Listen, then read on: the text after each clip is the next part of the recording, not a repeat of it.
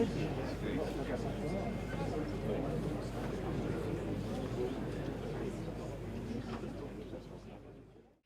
is a great honour. I said to Jim, my brother Jim picked me up, and he says, it's like going to the headmaster's study. I'm going to see Jim. And all these years later, I first met Jim when I joined Melrose Rugby Football Club 45 years ago, Jim. And we met, you were my first coach. I'm over the therapies now, the therapies is fine. But you had an amazing career. We met in the Green Yards. You had an amazing career, both as a rugby player for Melrose, for Scotland and for the British Isles, and also as a coach to all three. The most amazing career of any man I've ever known.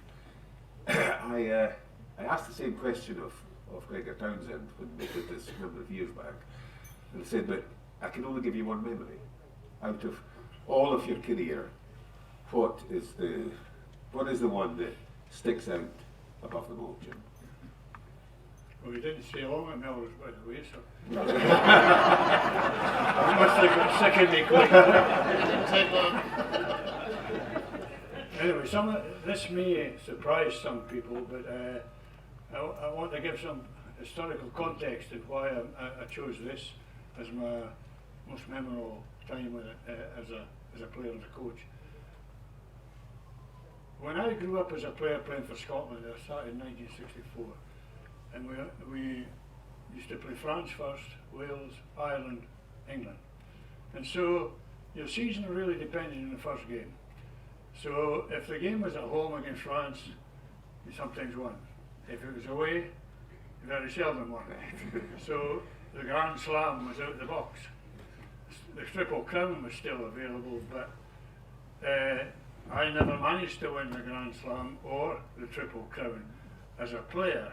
And it was 39 years, I think, when I started, since Scotland had won a Grand Slam, 1925. And so, as I went through my career, and other players went through career, far better players than me in the 70s, it became a yoke around the neck of the players that if you didn't succeed at the first hurdle, or Wales were strong as well, and Ireland, then that was the Grand Slam gone. And so it wasn't a deliberate attempt when I became coach, but I became the coach in 1980. The Alliance Tour with 5 people on the tour. And just before that, if you're the 70s, I mean, there were some of the best players ever who played for Scotland, like Ian McLaughlin, Sandy, who's gone, Andy, Ian McGeechan, you know, players like that, Jim Rennick. They'd come close to winning something, but never had won it. And so I started in 1980 with Colin Telfer, who gets very little credit for what he did. And so we decided to take the toughest teams in the world on. So we had a short tour to France, which is a tough place to go. Referees are slightly biased and so on, and players not too clean. And we then took on New Zealand. We went to New Zealand with a new set of players, and we did reasonably well in New Zealand. And then the following year we went to Australia and took them on there. We lost both tests in New Zealand, but we had credible displays there. In fact, the game against Canterbury, I can't remember which game it was, but it was a Saturday game. We won 24-0 against Canterbury in New Zealand. And Canterbury, if anybody knows anything about rugby, knows Canterbury is one of the strongest teams there. It wasn't reported much because communications weren't great at that time, but the players who were there will say, yeah, that was one of the greatest games we played. We played in Australia the following year, we played 2 tests, we won 1, lost 1, but in that time we built up a camaraderie in the team, players got to know each other, it became mentally tougher, and they were ready to take on anybody. In 1983, I was asked to be coach to the Lions, was the only coach who went, and we had 8 Lions on that tour. Test-wise, we were not successful, we were beaten 4-0, everybody knows that, but our boys learned a lot, and what they learned was that the English, the Welsh and the Irish were just human. They weren't any better than our boys, and John Rutherford, Roy, Jim, Ian Milne and so on. They thought, oh yeah, we're not so bad after all. You know, we can match these guys. So when I came back, I was quite disillusioned with rugby, and I had to be persuaded to stay on as coach with Colin again.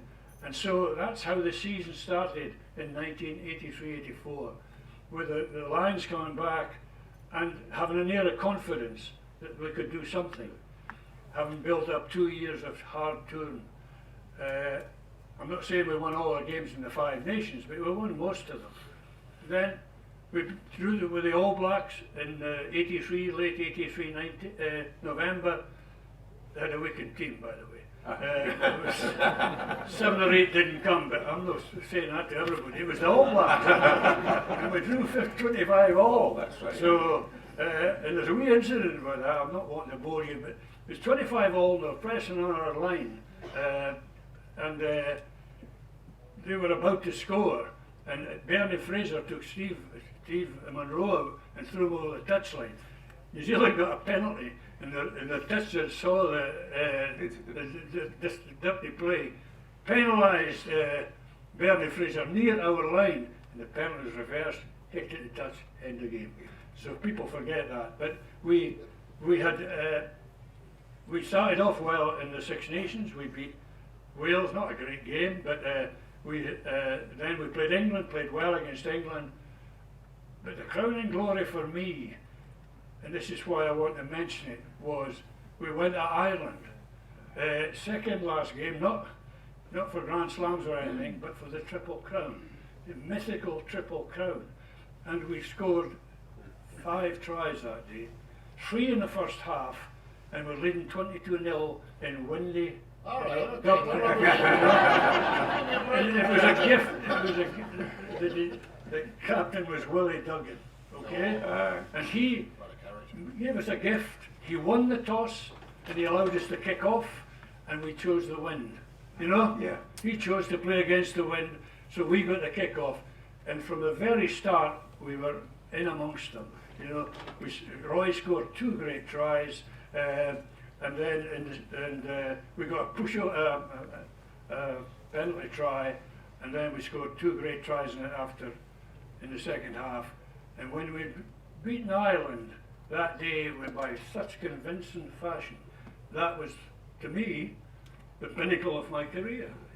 And still we had the Grand Slam to come. A fortnight later, it was against France. There were some things happened in the Irish game, nothing to do with the Irish really, but Roy was taken off at half-time with so-called concussion. Gordon Hunter came on for his first cap, and when the whistle went, spectators were allowed to run on the field and so on. And Gordon got his cheekbone broken by an elbow from one of the spectators, and he was out for 6 weeks. So for a fortnight, Roy was one of the crucial players, you know, John and the rest as well, Colin Deans. I could go through them. It'd be unfair to mention some and not the rest. But we had built up a tremendous atmosphere in the team, and we had injuries. Bill Cuthbertson was injured. Steve Monroe was injured. You know, other players were injured, and we were in replacement. And so we came to the French game. The French were going for the Grand Slam, and we were going for the Grand Slam. And Jim Aitken was the captain, very good captain, and we really worried about Roy, whether he would be able to play or not. So we asked Dougie Morgan. Poor Dougie's not here now. We asked Stuart Johnson, and we asked Dave Bryce, and we talked about him, about him. But Dougie Morgan had been with the Lions in '77. He was an old man, you know, rugby playing wise. And so we eventually went for Stuart Johnson, and he was brought into the squad. And when we picked the team, we didn't announce the scrum half. And I don't know if Donald McLeod's here, but he was the doctor then. And he discovered that Roy had a migraine as a boy, so he was used to getting sore heads. Yeah. And so he was diagnosed as having athlete's migraine. And so he was allowed to play. So it's not a secret. That was the explanation. And so we were outplayed by the French in the first half, Gallagher scored a great try, was playing well, and then David Leslie injured him a little bit and he was taken off. And so we built up the game and we got to there, and then 12 all. And of course the painting now that's very famous about the try that Jim scored to take us ahead, and then Peter Dodds, who was immaculate in that game and couldn't see out of one eye, finally because he'd been somehow injured, he kicked another goal to take us beyond what they could do. So although the Grand Slam in '84 to me was the greatest sort of achievement I had, because I was head coach, and I'd been with the team for 3-4 years because I coached the B team before, and a lot of the players had come through. That moment in Ireland, followed by obviously the Grand Slam, and the yoke was taken from the players' backs. That was, to me, my greatest moment. Yeah. Fantastic.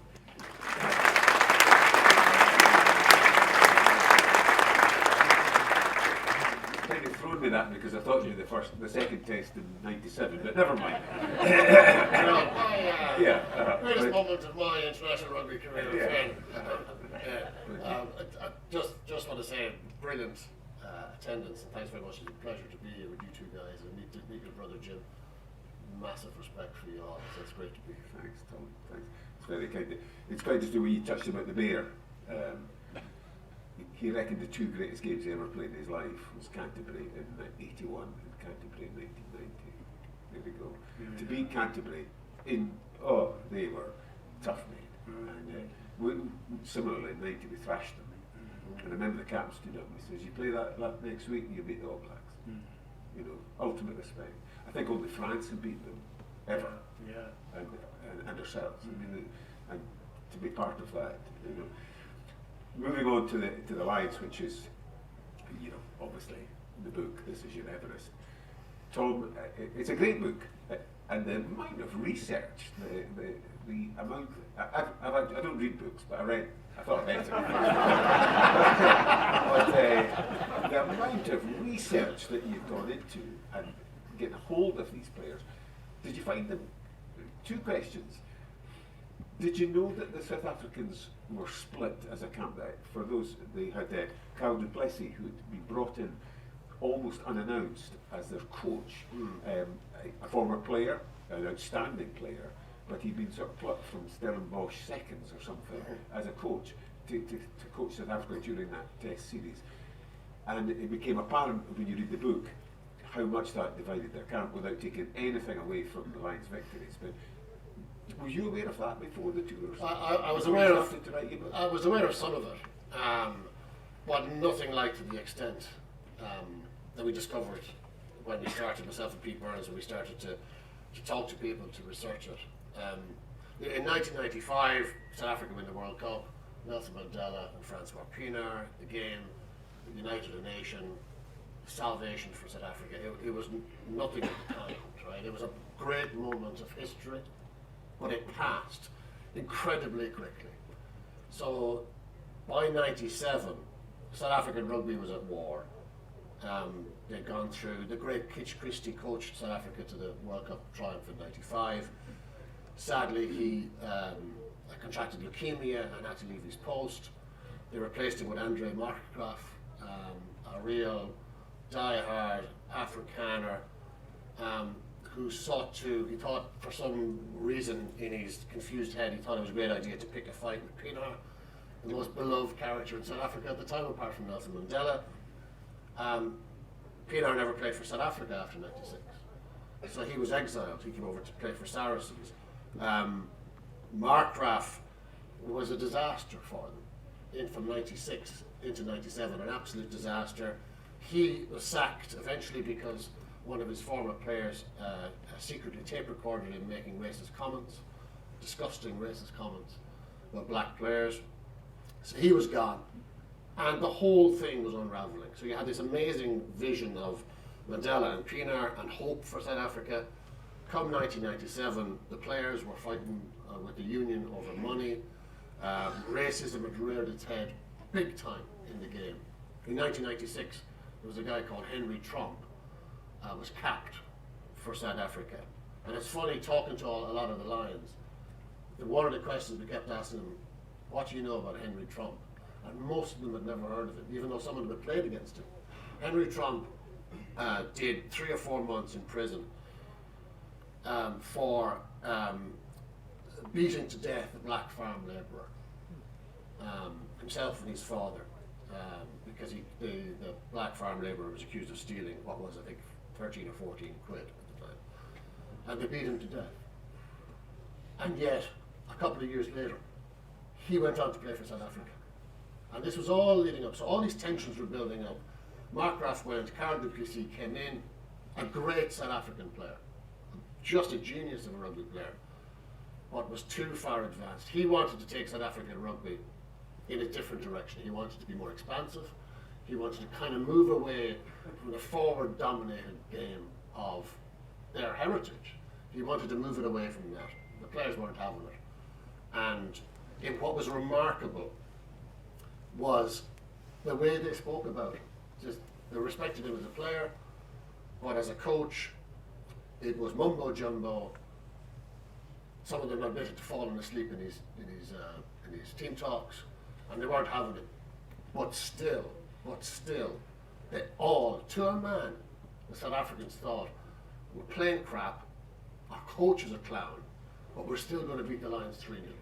They were absolutely convinced of it, regardless of everything else that was going on. There's one thing, Jim, I can say, I never fell asleep in any of your teams. I promise you, used to sit there and go, oh, here it comes, here it comes. I go, oh, well, that's not too bad, you know, but there we go. Should have taken a sleeping pill. But JJ says that the back row were kind of picked on. Derek White in particular, is that true? That Derek got it because he was a number 8, and he was wearing your jersey, and he was getting it.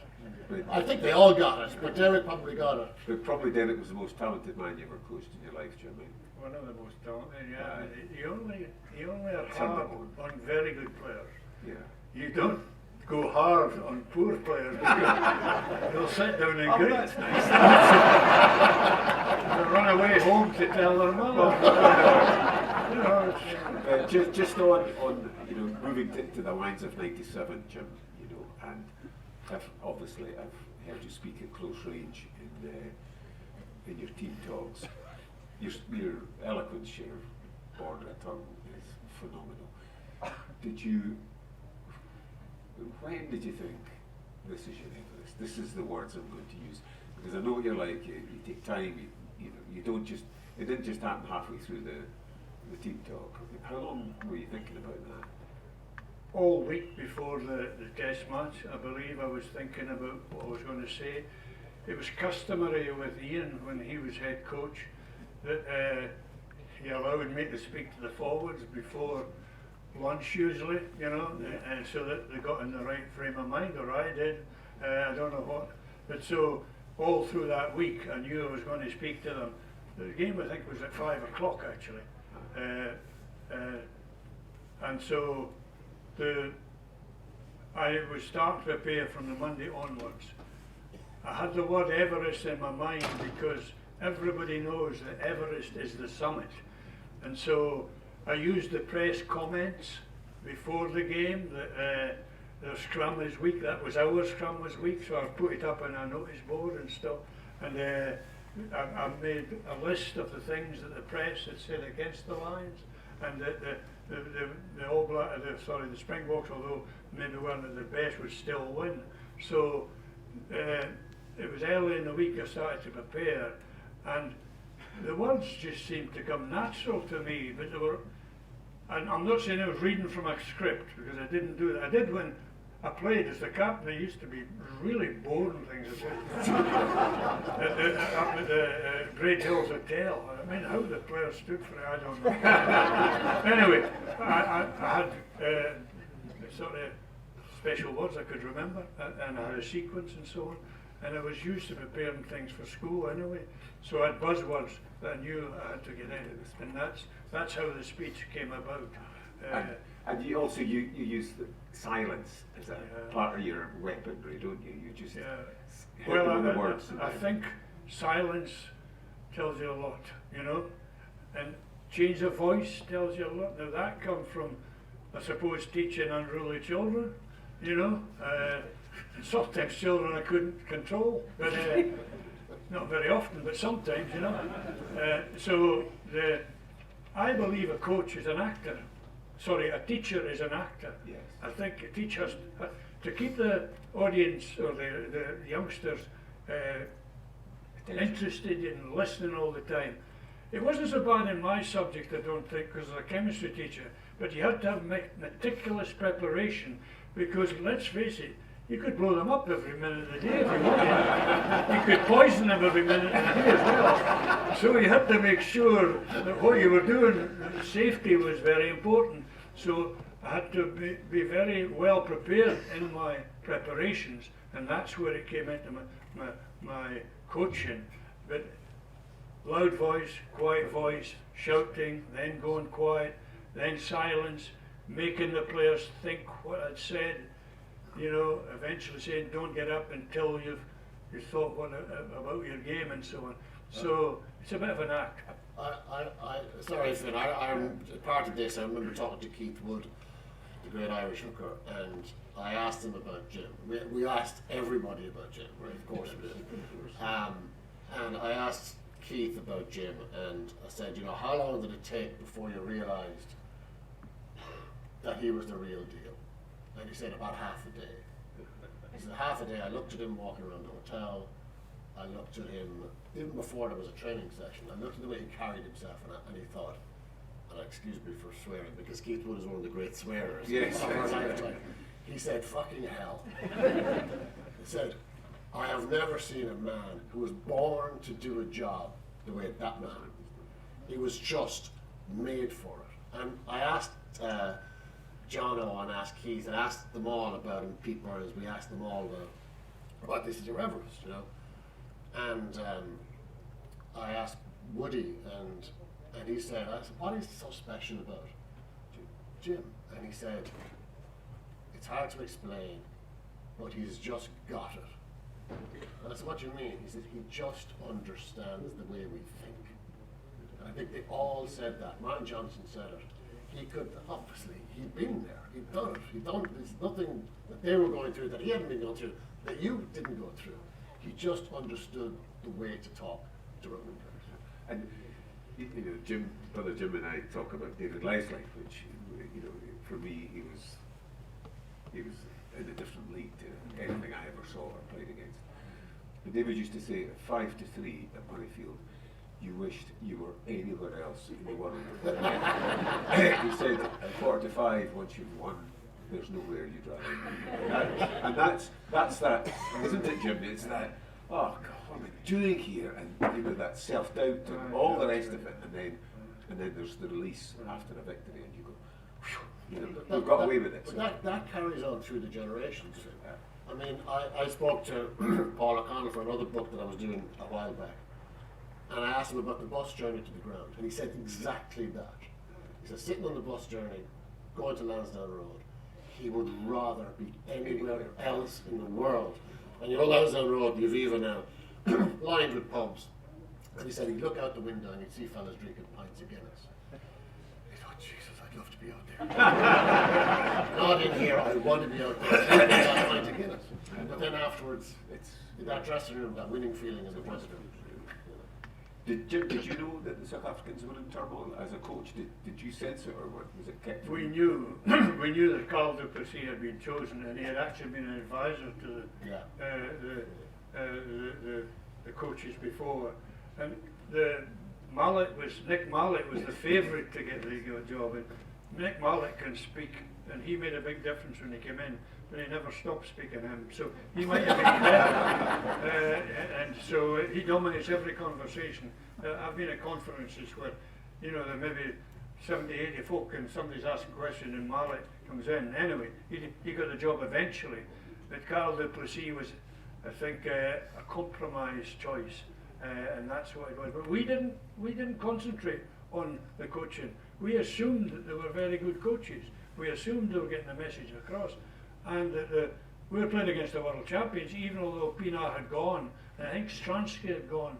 Yeah. You know, Leicester, was it? I think he Yeah. went to, Yeah. with 96 or something. But we also knew the All Blacks had beaten them in the first tour, the first time ever in a tour to New Zealand. And Ian McGeechan had gone with into the New Zealand camp, lived with them for a fortnight, saw what they could do, what they did. And one of the things we learned about the tour was they took everything with them, scrummaging machines, rucking bags, balls, everything. Because in a foreign country like South Africa, beforehand you would get to a training ground and where's the scrummage machine? Oh, it's broken down. Really? Well, it's 20 miles away. Exactly. So we knew a little bit, but we concentrated on our own jobs. The other thing, you know, 97 was the first professional tour for the Lions. Up until then, Gav took the last one, which was amateur in 93. 97 it was, and it then unlocked the life behind the lines. Obviously, there was a lot of video evidence and all the rest of it. But you mentioned earlier that when the Life of the Lions came out, your mum wasn't very happy. Was that right, Jim? She was the only one who complained, really. I swore too much. I'm actually recognised for being on a video more than anyone else. I'll be walking along the street, or used to walk along the street in Cardiff, and somebody would walk past and say, "Great video." And everybody knows what you're talking about. Exactly. You know, so I got notoriety when I was 57 years old. I was going to say though, the difference obviously was, well, for me, looking at it, was you brought the professionals with you. I mean, we were still wrestling with, you know, the sort of transition between amateurism and professionalism, between Alan Bateman and John Bentley, Scott Gibbs, Alan Tate, Di Young, Scott Quinnell, Scott Quinnell, John Bennett. Yeah. Huge difference, wasn't it? They brought that. Yeah. Steve. Well, John Bentley in the book actually says that professionalism has nothing to do with money. It's how you conduct yourself on the field and off the field. And I don't think Martin Johnson and Jerry Guscott and all these players, Delalio, were amateurs in the way they prepared themselves for the game. It was just that there was a focus by the professionals on how to train properly, how to prepare for a game. I can remember in Durban when we went the first week, we spent a week in London, then went to Durban for a week, and we were in the gym every day, or they were in the gym every day. Alan Tate was taking them, Scott Gibbs was taking them. And we'd done fitness before, we'd done weights, all did, but it was focused and so on. And so they brought a hardness mentally and a hardness physically to the party. But I actually, some people ask me, well, what made the 97 Lions special? I think the way we wanted to play the game was what made the Lions special. Ian had watched the All Blacks beat them a certain way, and that's why Carl du Plessis was wanting to play the way the New Zealanders had played. And Ian and Frank Cotton and myself, we were the selection panel, and we chose players that suited the game that Ian wanted to play, which is a fast game, moving the ball, hitting shoulders rather than running straight at people, things technically you don't need to know about, but I think it was the makeup of the team that made it special. Right from the start, we had a great week in Weybridge, the London Irish Rugby Club, the ground near Sudbury, and so, but also the players bought into what we were trying to do. They were the salesmen going out to South Africa to show their wares, and there was no, well, there were some certainties for the test team. I think you could say Martin Johnson probably, Lance Delalio, Rob Howley probably Jerry Guscott and so on, maybe others like Scott Gibbs, but he'd just come back from rugby league.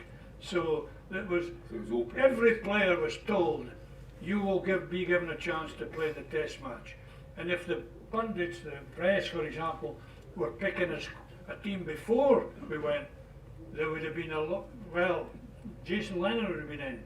They never got Tom Smith or there was Jeremy never Davidson. Tom Smith, there was never a Paul Wallace, there was never a Jerry Killed them, Davidson. by the way. Yeah. You know, they never played again, did they? Paul Wallace rarely played. Jeremy Davidson never played again, did he? Oh, I did. Did he? He was on the tour in 2001. Was he? But he wasn't the same player. You're right, No, he Finlay. was exhausted. He was exhausted and the wear and tear, and not just down to him now. You know. Do you know, Jim, I've, you know, obviously I was captain in '89, and the British and Irish Lions, the board invited 13 living captains for dinner, just us. It was the most lovely thing. It was in Dublin in 2016, and Ronnie Dawson was there from 1957. I was born in 1957, and you know, everybody was there. John Dawes, Phil Bennett, Billy Bowman, etc. And it was a special evening. It was one of the most special evenings I've ever had in my life. And I must say I felt a bit of an imposter there, but never mind. So I sat there and I said to Martin Johnson, I said, Martin, I think you should say a few words. He stood up, and even in that rarefied atmosphere, I tell you, by the time he'd finished, we were all raking for our boots and our mouth guard. He was absolutely brilliant. Was he the best captain you ever had? I would say so, yes. I'll tell you the one thing that impressed me, just not his captain, but his size. I saw him recently. He was up seeing Doddy, and he came to my house, and he's a huge man. And even in modern day, he's big and so on. And he wasn't a man with big words and so on. Lawrence Delaley is far more eloquent and so on, and could read a game probably better. But Martin had this presence, and actually was chosen as captain ahead of Delaley and others, because Ian knew that he was 3 inches taller than Gary Teichmann, the captain of the Springboks. So psychologically, when he went to toss the coin, we had a captain that was bigger than their guy. But he was man, a few words, but every word meant something, and you knew that he was a bit like Gary Armstrong in the sense that he could, when you looked across the room at them, you knew that they were going to be giving you a performance. Didn't matter who they were playing, Leicester, Barbarians, England, the Lions, you would get 100%. So that's why the players followed him. He spoke at our lunch a few years ago, and I mean, it started at 12 o'clock, it's now 6 o'clock, and there's 500 in the room. You could have heard a pin drop. I mean, it was unbelievable the way he spoke. See, I think people can associate with him, because he's such an ordinary kind of speaker. And honest. He's honest, yeah. He's not a fancy accent or anything from London or whatever, Edinburgh, I was having a smile about you with Gary Armstrong. I mean, Gary is just an amazing man, an amazing guy. And you had the pleasure of coaching and I had the pleasure of playing with him. But about the age of 53, I think, I phoned him and I says, Jumel thirds are playing, Pennycook seconds. Would you play, Gary? He says, do I have to? And I said, kind of, yes. So he arrived up.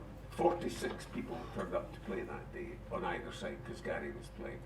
So he goes, the first bit of contact, he's got a fairly big nose about myself, and the first bit of contact, the nose is broke, and out comes the blood and all the rest of it. I'm thinking, when do you ever just go, it doesn't really matter, And he played for us for the first half, he played for Stu Milford's, and we were like 47 up, 47-3 up.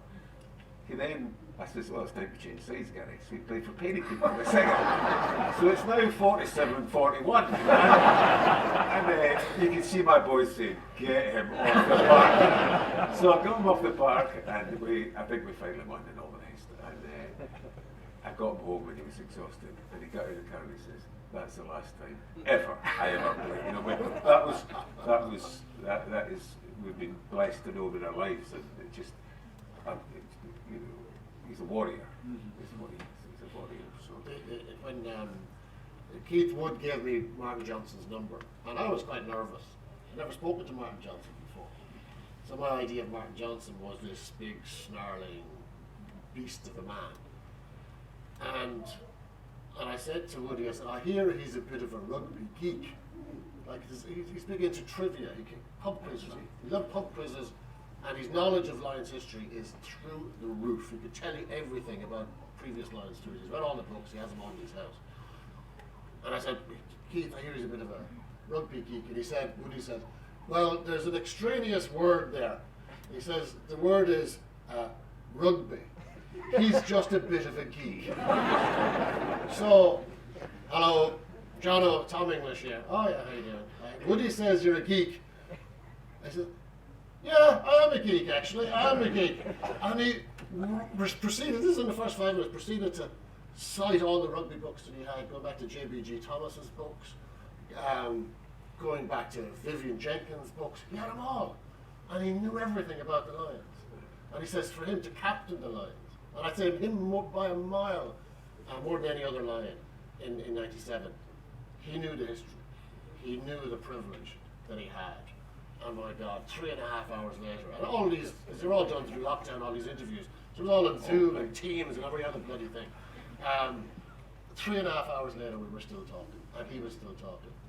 And he said, oh, don't worry, the kids are on their half-term break, they don't have to go out this week, cracking on. On and on and on we went. It was just glorious talking to him. I mean, I have enormous admiration for the man. But he has been quoted as saying, and to 100% agree with him, you can be the greatest captain in the world, but actually you haven't got the players around it you. And that was, that's what we had in 89, and that's what you had in 97. There wasn't one bad egg in our tour, and you know it's right. Graham Mooney, the All Black captain, used to say, rightness is all. If you're ripe, it's just what a wonderful word it is, and you just get it. You talked earlier, Jim, about in Ireland where at the kick-off and everything is in favour. I've always said 2 minutes into a game, you know if you're going to win it or not. Do you know what I mean by it? Yeah, you just the first contact, the first impact, the first line-up, the first scrum.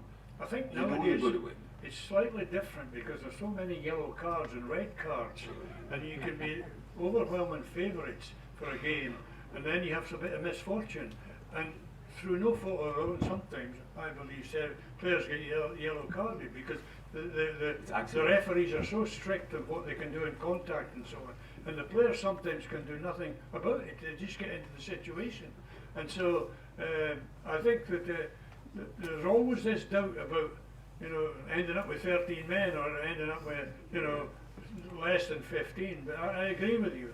But you can tell sometimes how the mood of the team, the atmosphere, and if they're up for it. Yeah, you can tell.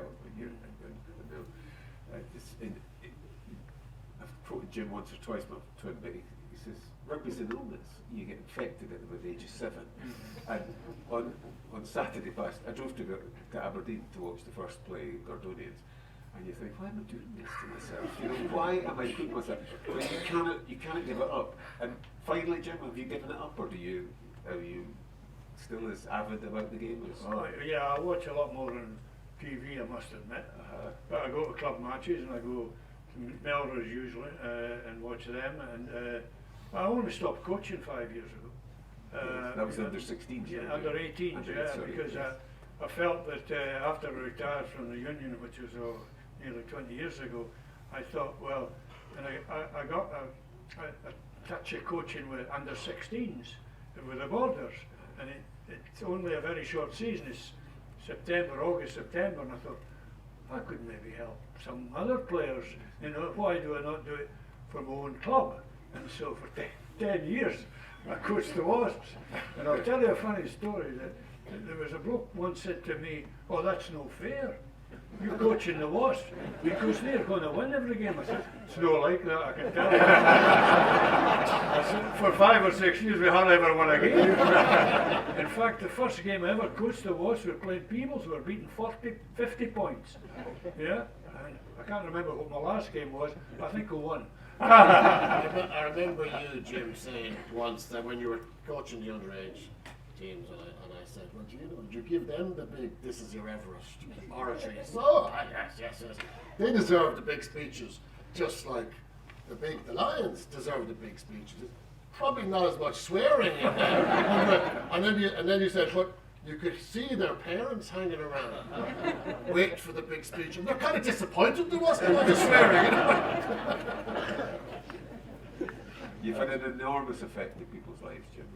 My own included, but just so many players through the decades. those you played with, those you coached, those you mentored, those you've looked out for. The game of rugby is hugely indebted to Jim. And look you fill the place. You're 80-odd-year-old, you can fill a marquee. It's a great privilege to share the stage with you, Jim. Thank you. It's a bit bigger than the last time I spoke, because I wrote an autobiography, well, David Ferguson wrote it, and we had a meeting in the Melrose Rugby Club in 2005, 2006, I think the book festival was, and there was 10 folk there. And we were 2 of them.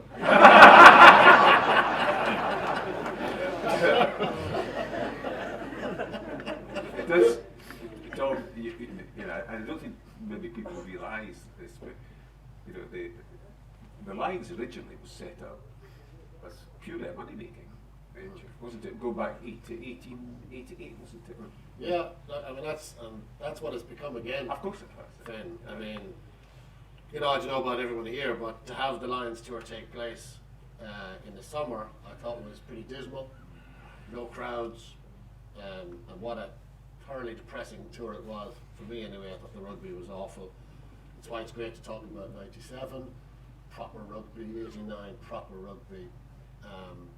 People trying to play the game the way we all wanted to be played, and why we fell in love with the game. I didn't fall in love with rugby because to watch the 2021 Lions tour. That was so negative. They scored 2 tries, the Lions, in 3 tests. And Australia proved in the rugby championship that they scored 4 or 5 tries in 2 games and beat South Africa twice.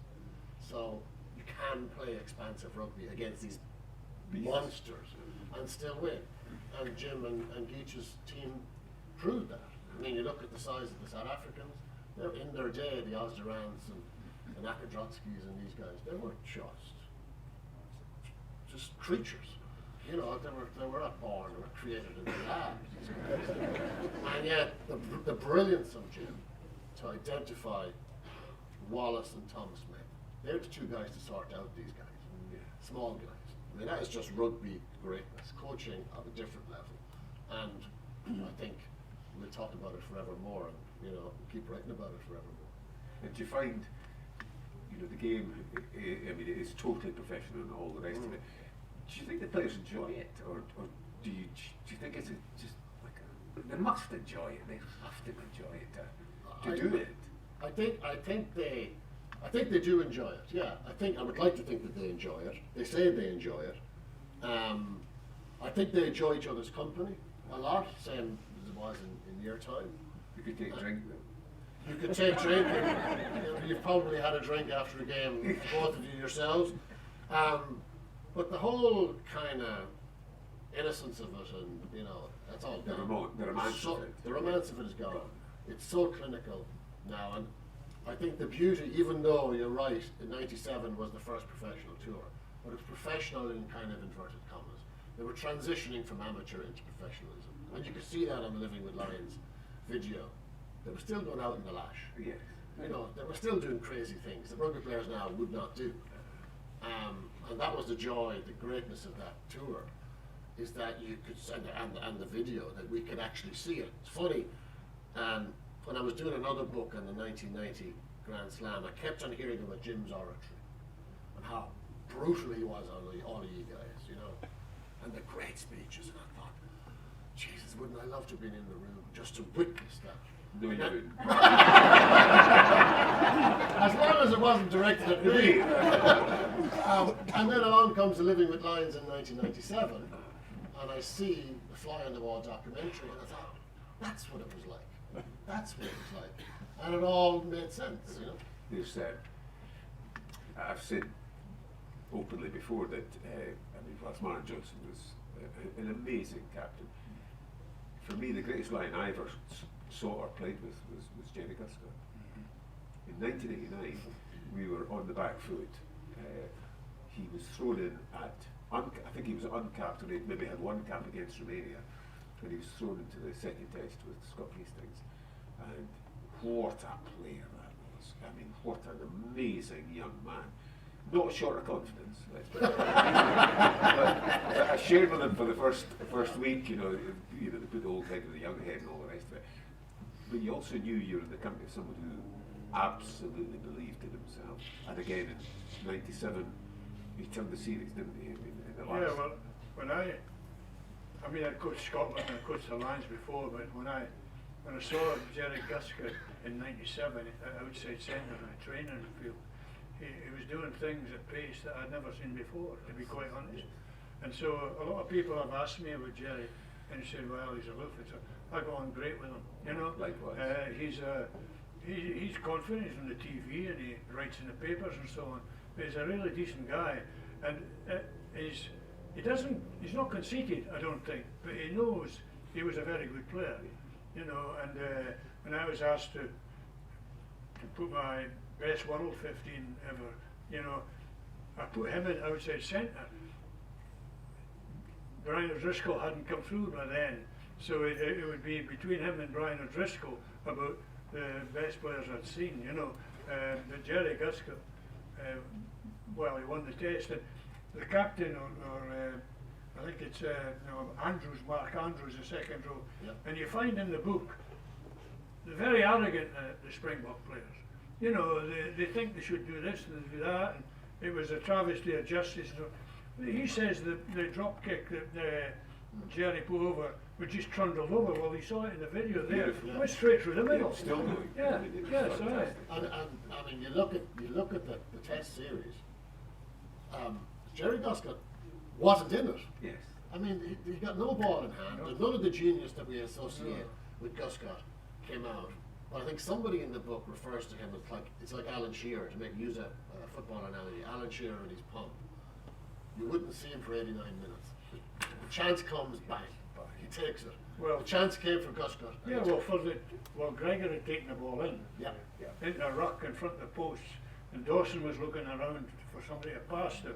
And he was looking for Neil Jenkins, I think, who was a stand-off. And Jerry just said, I'm here. Get out of my way. And he took it. He had the guts to do it, and the confidence to do it. You were asking me about, do the players enjoy it now? Well, I watched 2 games of the weekend.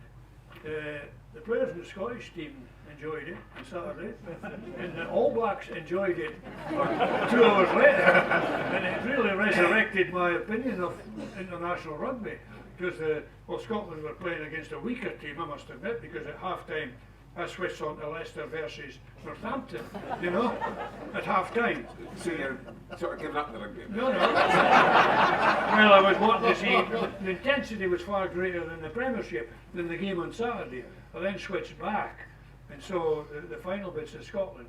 But the All Blacks were a delight on Saturday night, and it's being with rain, It was raining. But they're so humble, the All Blacks. That's why I take to the All Blacks and New Zealand rugby.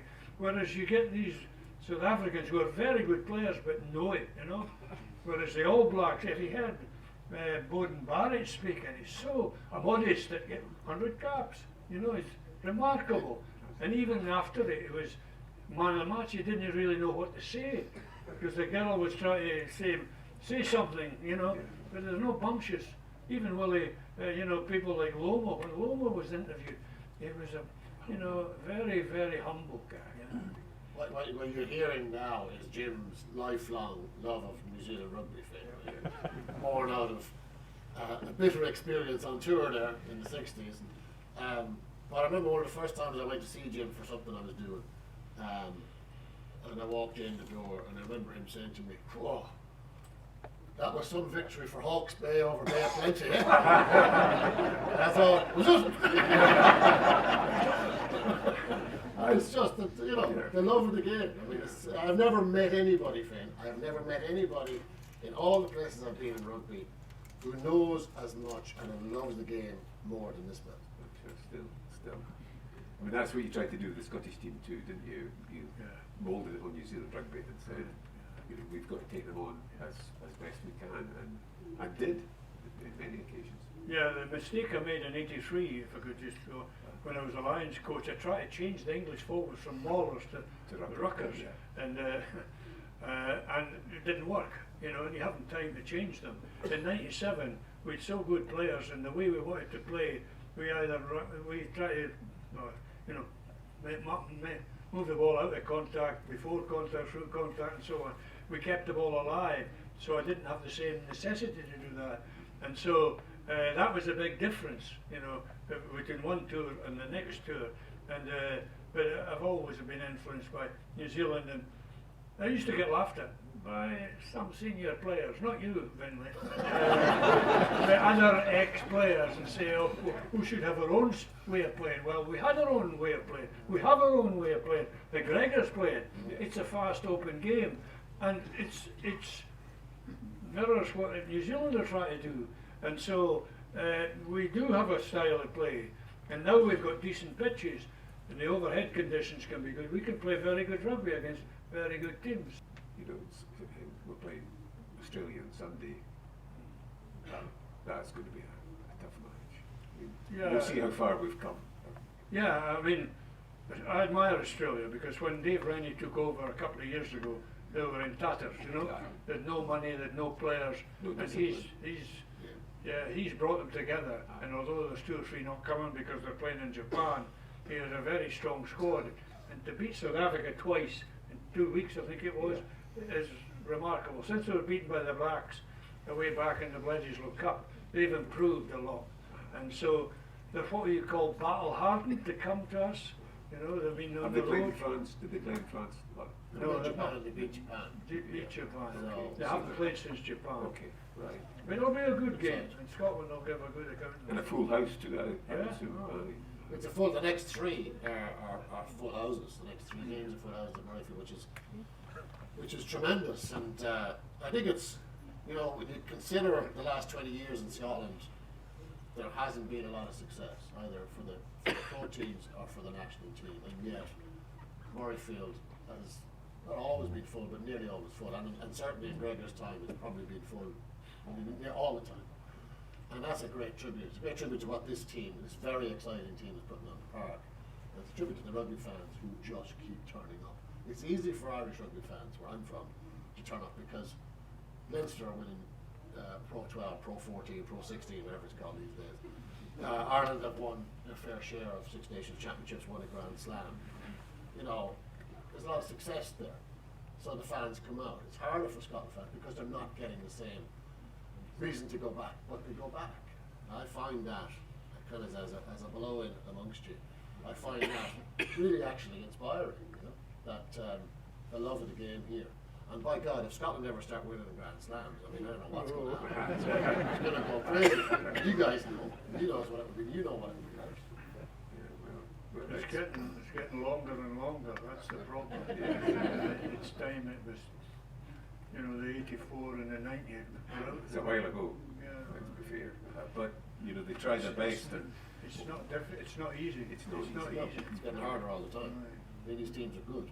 You know, they're all good. Yeah. But the Scotland team, I think the way defensively Steve Tandy's come in, he's toughened them up, but not at the expense of the skill that's inherent in this team and the way Gregor wants to play rugby.